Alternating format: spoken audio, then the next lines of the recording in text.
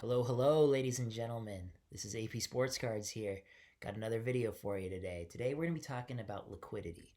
And we're going to be talking about whether liquidity is really all it's cracked up to be when you're talking about buying and selling sports, Pokemon, collectibles, all these different types of things.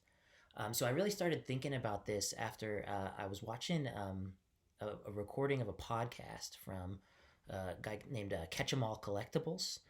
Phenomenal channel. Go check him out on YouTube. Uh, he was recording a podcast with a couple other guys, and one of the questions that he was responding to was in regards to if you had $10,000, is it a better investment to invest in a base set first edition PSA 7 Charizard or $10,000 of rare low population Japanese promos? And I don't really care about the answer to that question in this video. I'm not really interested in which of those two things is the best investment. But if I were going to answer that question, the first thing I would do is look at the fundamentals of the cards that you're considering, right? I would think about the most important thing to do is think about supply and demand and try to predict future supply and future demand. And see, do you think that the demand for one of those types of cards will grow versus the other? And how will that compare to a growth in or decline in supply for those cards? So that's the best way to answer that question. But in the process of answering that question, one of the gentlemen on that podcast brought up that the Charizard would be more liquid. And I thought that's an interesting point. Um, is there actually value in it being more liquid, though? And he was making a point in favor of liquidity, but it made me think, do I really value liquidity? So I'm going to try to answer that question in this video today. Is liquidity important to me, and should it be important if you're trying to make money flipping cards, to fund the hobby to buy and sell more cards? Um, so before we do that, though, I want to just define what I think liquidity is in terms of cards. And I think really what it is liquidity is a measure of how easy it is to transact that card at market value. If I put that card up at market value, how likely am I to sell that card? If I want to buy that card at market value, how likely am I going to be able to find that card? And so it usually tracks, with cards that have higher populations and more transactions are typically more liquid. That makes sense. And cards that are more rare are typically less liquid. And so I want to talk about specifically the value of liquidity, not the value of illiquid cards that might be rarer, right? Rarity obviously carries its own value, but is there value in the illiquidity of the card itself? If illiquidity is a word, the lack of liquidity, the dryness of the card, right? That's what we'll call it for the rest of the video. We'll talk about dry cards as cards that are not liquid. Um, and with that definition, right, we're talking about the ability to transact that card at market value. But what if I don't want to transact at market value? What if I want to buy below market value and sell above market value? I think I would have an easier time doing that in an illiquid dry card. And I think that those type of cards reward people who are patient and have the knowledge, right? You're watching this YouTube channel, you watch a bunch of YouTube channels um, because you're trying to educate yourself on cards and you're trying to be more knowledgeable than somebody else. But if you're trying to be more knowledgeable, why would you want a liquid card where the playing field is level? If you're anything like me, you fancy yourself the smartest guy in the room sometimes. I tend to, one of the criticisms I get is that I come off as maybe cocky or conceited. But if you believe that you're smart, or you believe that you have the knowledge, you shouldn't want a level playing field. You should want to weaponize that knowledge to get cards at good deals or to sell cards for more than they're worth. Not in a way that takes advantage of people, but in a way that rewards you for your patience, and that person, right, gets the card that they want at the price that they want, when they want it, right? If you're looking at liquid cards, you can always do that. You can always get a card at market at the price that you want it.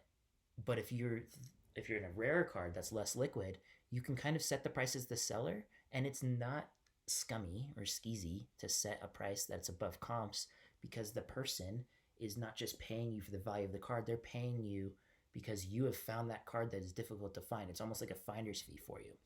So anyway, that's a little detour into why I think that what I'm saying is not scummy, trying to justify my behavior. Um, so let's think about liquidity, right? What is the most liquid thing we can think of? And to me, I think that's cash, right? Cash is very liquid. And because cash is very liquid, nobody will ever pay you $1.50 for a dollar bill, right? But on an illiquid thing, you might get 50% above market when you're selling it. This is why, I watch a lot of Sports Cards Anonymous content, and he's buying all these rare inserts, and they're not very liquid. I imagine if he's trying to sell some of these cards, he will be sitting on them for a long time. However, he can also kind of buy these cards for under market and sell these cards for above market, because when you're buying the card, you're taking advantage of somebody who has to sell that card now and doesn't have the patience to hang on to it. And when you're selling it, you're taking advantage of the fact that you do have that patience. Um, a while back, Sports Cards Anonymous did a video about the variance in sales price for some more liquid cards. And it looked like you had about a 10% window around the market price to buy or sell a card, right? You could buy for potentially 90% of market, and you can sell for around 110% of market on something like a Luca base card. Um, but as cards get more drier, they can be more erratic in terms of price, giving a more patient and a more educated collector an advantage when they're trying to transact that card, right? Um, and I think that it's okay to use that to your advantage. And I think that, in my head, I'm not really interested in the liquidity of a card. I certainly wouldn't pay extra for liquidity. I would almost prefer to have less liquidity so that I can charge over market price for a card, and so that I could potentially buy the card under market price. So getting back to the question of the Charizard versus the Japanese promos, if that Charizard, you know, ignoring that change in the actual market, right? I'm not trying to determine whether let's imagine both of those cards are $10,000 today, and both of those cards are $10,000 tomorrow.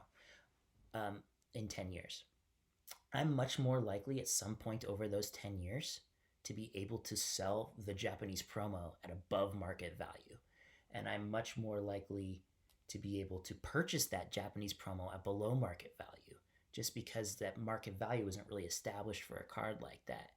So, when is liquidity valuable, right? I think liquid cards are good if you need the money now or you need the card now. In fact, I think the guy who mentioned liquidity on the video uh, was a guy named Nick, I think, and it was very interesting because he is a guy who does a lot of low end transactions, and he uses those transactions as a business, right? He needs income coming into his business every month. So for him, liquidity is important, and I totally understand that. But if you're doing this as a hobby and you've got cash in this hobby that you don't need to fund your house payment or your groceries, then I would expect that being a little more patient and trying to sell for above market value and buy for below market value can give you better advantages.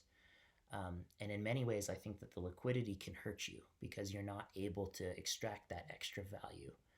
Um, Real quick, so that's basically the end of that video for me. But real quick, I wanted to talk about the channel a little bit. One of the things that I think I come across as here is a very cold and calculating investor type, and I really do love these cards.